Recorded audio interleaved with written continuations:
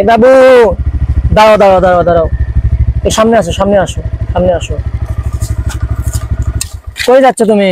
আমি হাটে যাচ্ছি। হাটে যাচ্ছ? হ্যাঁ। একটু আরো কাছে আসো, আরো কাছে আসো। তো এই বুড়কি তুমি হাটে নিয়ে যাচ্ছ, মানে কি হয়েছে? হাটে বিক্রি করবা? হ্যাঁ, আমার মা অনেক অসুস্থ, সেজন্য আমার বউকে হাটে নিয়ে বেচতে হচ্ছে।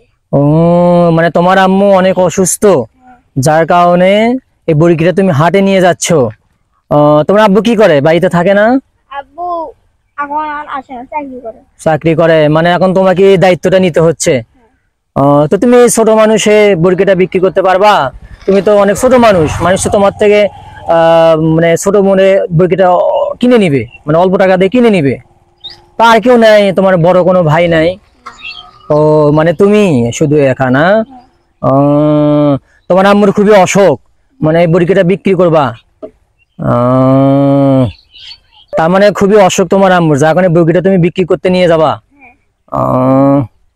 তোমার আম্মুর কি ওষুধ কিনতে হবে? কত টাকা লাগবে? তাও 500 টাকার মতন। 500 টাকা লাগবে? এই 500 টাকার জন্য তুমি শখের ছাগলটা এইভাবে বিক্রি করে দিচ্ছ? আরে, অনেক কষ্ট তো তোমার তাহলে। আচ্ছা শোনো, তোমার এই ছাগল বিক্রি করতে হবে না, আমি যদি তোমাকে কিছু টাকা দেই, সে টাকা কি তুমি নিবা?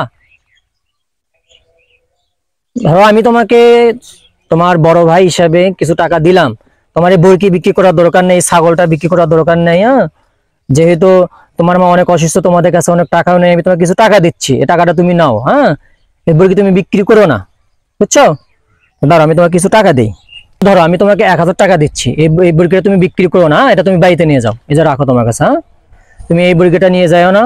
হ্যাঁ, এই বুড়কিটা তুমি বাসায় নিয়ে যাও, বড় করো, বড় করার পর তবে তুমি বিক্রি করো। আর কোনো টাকা পয়সা লাগলে আমাকে বলো। হ্যাঁ, ঠিক আছে, ভালো থাকো।